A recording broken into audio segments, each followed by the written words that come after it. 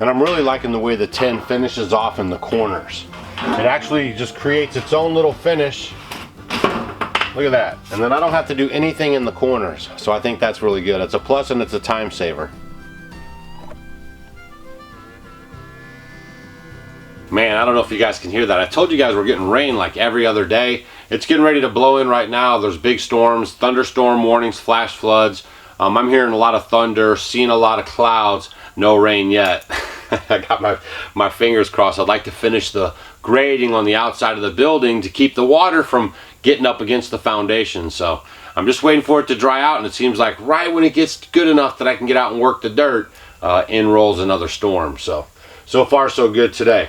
Now what I'm going to have to do here is custom cut one of these panels so my panels can join together. Obviously these panels are going to be too wide, and then the ribs won't meet up on the panel, so I'll have to custom cut a panel. And normally I use my 10 snips, okay, but I'm going to try something today for the first time ever. I'm going to use a device called a nibbler.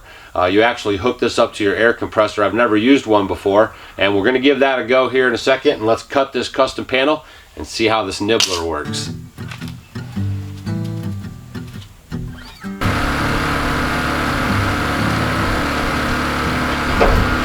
Now it might get a little loud because I got the compressor on the generator going to power this tool. I'm going to check it out. And don't try to sneak looks at this box over here. This box behind me has stuff in it, but I'll be bringing that to you later. Don't freeze frame it and try to blow it up and look. Don't worry. And always remember, safety's #1 on the homestead.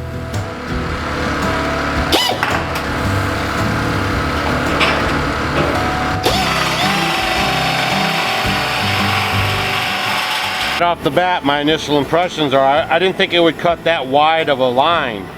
So you got to make sure you compensate for that if you're going to use this tool. If your line really makes a big difference, make sure you are compensating for that and you're on the other side of your cut surface, your waste side. Otherwise I would have been off a little bit here. For this application it really didn't matter, but I am kind of surprised to see how wide that is.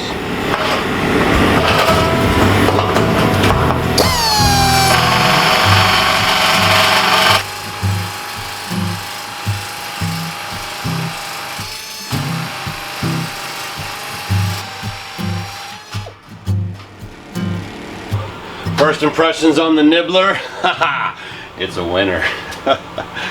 Oh man, usually you know, I'm cutting my hands and trying to get the snippers up in there. That nibbler keeps your hand up out of the tin so you don't get cuts. I mean, it's actually really super nice. So thanks Greg for letting me borrow that little tool. Now I'm spoiled on it.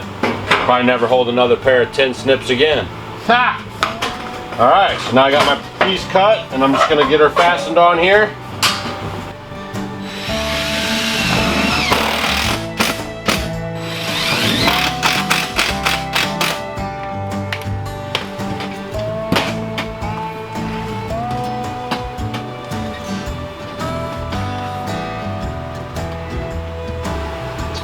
So the problem is I have a little bit of a rise on the floor where the two floors meet. If you guys were here earlier on in the build, we built the root cellar and capped it with a concrete lid, and then we built a ledge out this way so we could get the full concrete slab for the inside of the building.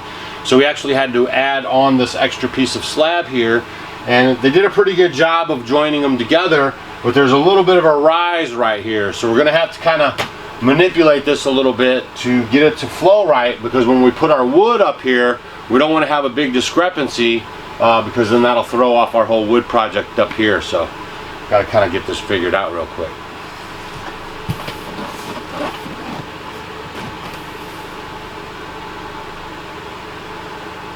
Alright, so here's what I come up with. Basically from here to over here is level. The only problem that we're having is right here where it crosses over the line on the floor. So when I put my level here and here, I can get a straight line, and then what I think I'll do is I'll use that cool tool again and I'll cut the top off, and that'll give me a straight line here. Okay, and that's pretty much what I came up with, and we'll see if it works.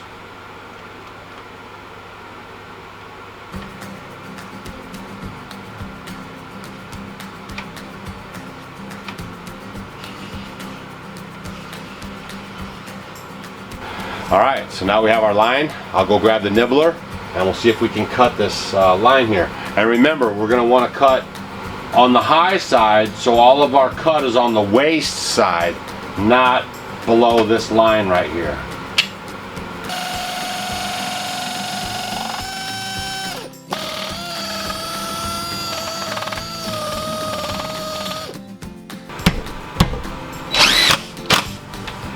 So that actually worked out pretty good. Then when I grab my level, now I'm level. Which that'll make a big difference when I'm doing this finishing work up here. All right, well, I'm pretty happy on how this is all turning out. I really like going with the tin on the lower half of the wall. I think it's just gonna be more, you know, multi-purpose. It's just gonna be a little tougher for what we're gonna have going on in here. I'm gonna do woodworking in here. We're gonna have the learning center in here. So there's a lot of stuff that's gonna be going on. And I felt like this was gonna be a really good fit for the busyness that we plan on having in here. And then above this, we're gonna be putting on some pine. Some 1-inch pine, 1x4s or 6s maybe. And then on the top here, we'll do some 1x12. So stay tuned for that.